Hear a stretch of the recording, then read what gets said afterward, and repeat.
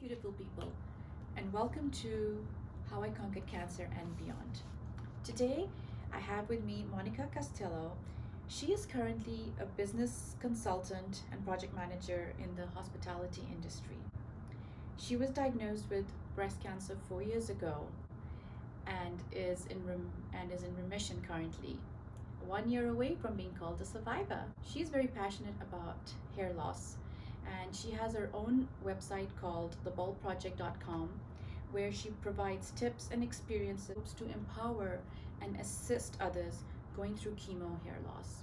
Please do like her page, and if you'd like to be interviewed by her, definitely reach out to her. Thank you so much, Monica, for joining me today. My first question for you is, Monica, what age were you when you got diagnosed, and what went through your mind when you heard those dreaded words, you have cancer? I was 38 years old when I was diagnosed, and I am kind of the poster child when it comes to breast cancer and self-exams. So that's how I actually found the lump, and I just kind of had that sinking feeling, and I knew, I just kind of knew. You know, I had had other cysts and stuff like that, but for some reason this was different. Okay. And when I went through all the testing and the biopsies that happen, and I got the news, I just really had a meltdown, because it's just never news you want to hear. And my first real reaction actually was that I needed to tell my parents, and that I needed to tell them in person, because both of my grandmothers died of cancer. So telling them on the phone was not an option for me. I had to tell them in person. So where were your parents at the time? They live in Tucson, so Okay. it was go home. I'm pretty sure I took a quick shot of alcohol. Yeah. Don't we all need that once in a while? And I packed my bags and I drove straight to Tucson. Wow. What was your plan of action, if you will? I think I know my first plan of action is that I had a friend who had breast cancer. Okay. And years ago, when I first moved to Phoenix, and I called her, and I hadn't talked to her in probably a couple years, and I was like, I have just been diagnosed and I am losing it and I'm freaking out. Yeah. And she called me right away, and we had a long conversation, and it turned out she had the same type of cancer at the same stage on the same breast at the same age as I did. Wow. And so it was almost like divine timing that, you know, she was in my life at, you know, and was able to at least talk to me. We talked probably for a couple hours, and she started like, let's start from the beginning, and where are you, and what's your diagnosis, and this is what's going to happen next. And she was really able to give me the game plan of what was going to happen. This is what your doctor's going to do. They're going to send you to a surgeon. Yeah. And I remember after that phone call, I just felt better, because at least I knew what was coming. And I feel like that's such a huge fear, is when you don't know what's coming next. Yeah, and I think to have that support of somebody who's been through that situation, I think is a blessing, because you kind of feel like you've got somebody who will guide you in the right way. Yeah. So what kind of cancer were you diagnosed with, and what kind of treatments did you undergo? So I was diagnosed with triple negative breast cancer. Okay. In the world of breast cancers, it's the one you don't want. Mm. But I am a firm believer that you don't want any of them. So Yeah. when I hear people say like, oh, isn't that the easier one when they have certain types? I'm like, none of them are easy. No. And when it came to treatment, they started me off with a surgeon, and the surgeon looked over all my information, and she's like, would you be willing to do a clinical trial? She's like, I have a friend who works at the research center over at Honor, and they're doing a triple negative clinical trial right now, and you are a candidate. Okay. So I'm really open to stuff like that. I'm really open to advancements in medicine, and I went to the research center, and it really didn't take much for me to decide. I was like, I already knew that unless my, you know, skin was going to fall off, that this was something I was going to do. And after talking to them, I signed up right away. So did you have to have surgery? I had surgery after chemotherapy. Okay, so you first had chemo. Yes. Did you go through the hair loss part of it as well as getting sick, and how was that for you? So the clinical trial is a 3-arm trial, and I believe I was on the second arm, so I had another chemo drug added to my normal regimen. Okay. So that came with its own fun. Yeah. And the hair loss did come with it. For me, the hair loss was not an issue. The issue for me came with the fact that I have always been an avid hair donator. So Okay. my reaction to is that I needed to shave it so I could donate it because it was right at the donatable length. Wow. Sometimes things just happen at the time when you know everything is in place.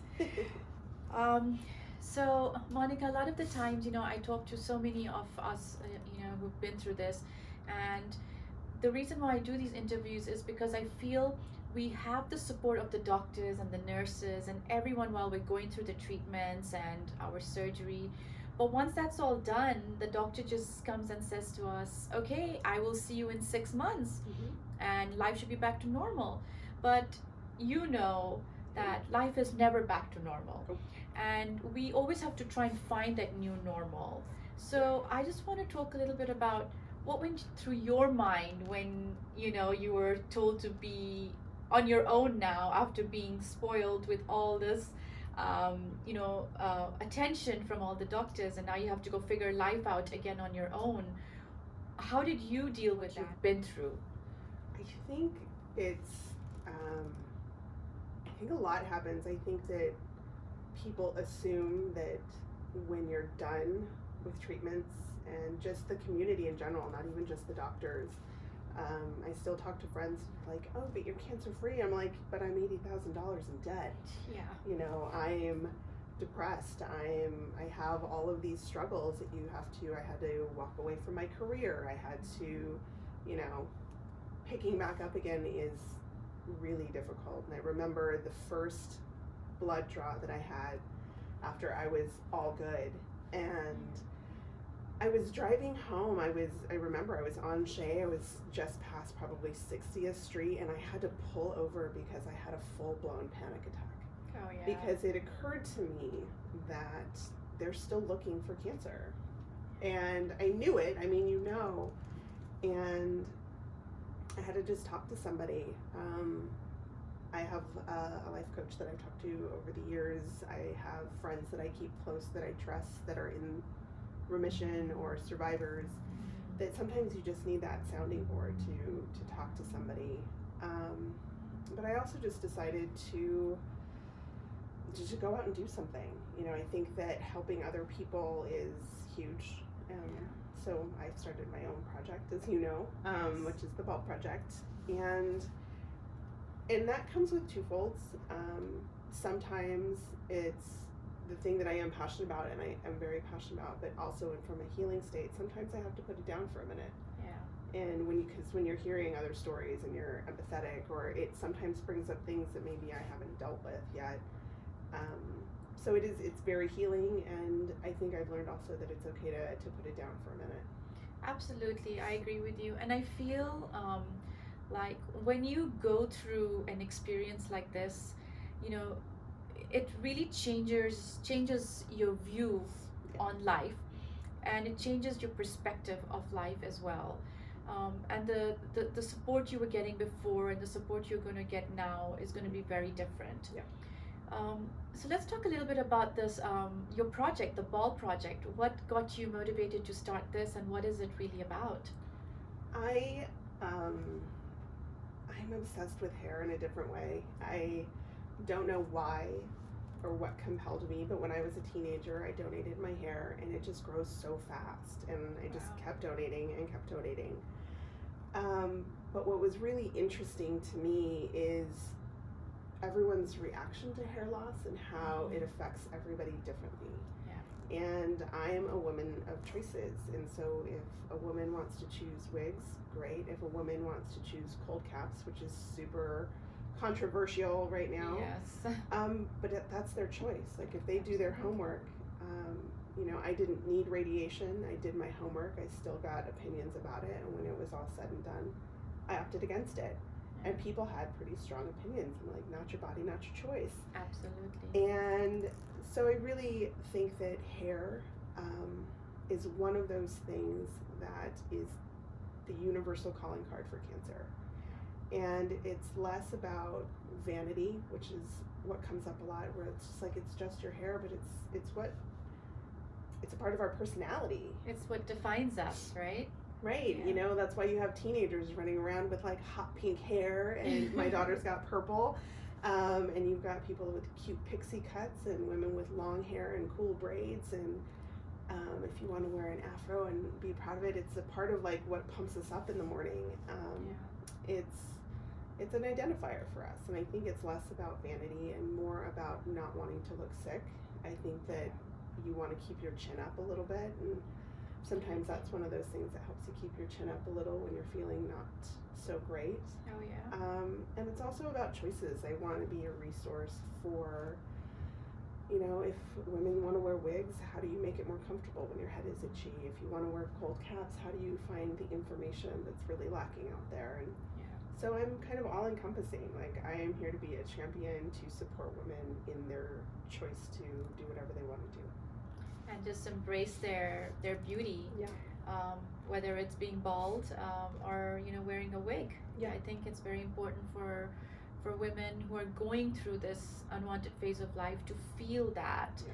And I think when you lose something like your hair, I think that's the toughest part. Yeah. It was for me, but I knew I would never ever cut my hair this short. So I thought, hey, this is a chance for me to try it out and actually see how I look bald, because I would never do that willingly. So I embraced it, and now I'm like, hey, I get to try out different styles, and who knows if I'm ever gonna have long hair again. I don't know. And I think I also want to break down the stigma of, there's like an undertow of like embarrassment or shame that comes, and I don't understand why, because it shouldn't be there.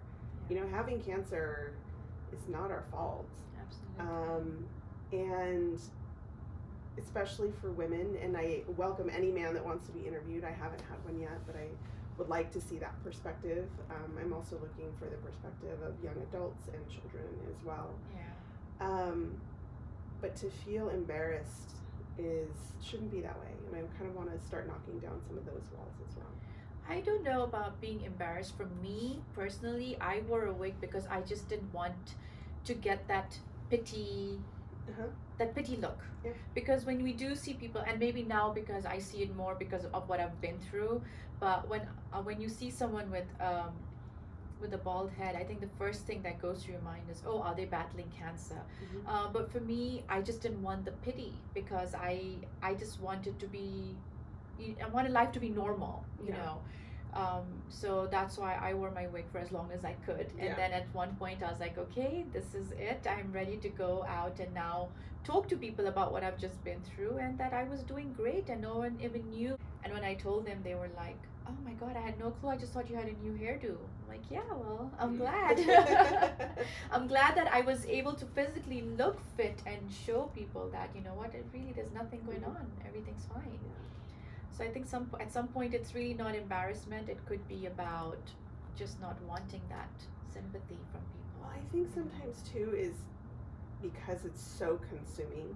Cancer is, I still talk about it almost every day. Like, at least when I almost have that calendar of been like, it's been 5 days since I said the word cancer. Like, I just want to step away from it for a while. And I think when you're in treatment and surgeries and you talk about it so much all the time, all the appointments, that sometimes you just want to put that wig on to feel normal and have somebody just, like, ask you how your coffee is, right. and have a regular conversation. And I often used to turn the conversation when I was with my girlfriends. I'm like, we're going to talk about me at some point, and I know, but like, can we just talk about, like, how's your dog and how's your husband? And it was really fantastic for me to just talk about somebody else for a while. And I think that was one of my kind of how do you get through things. Yes.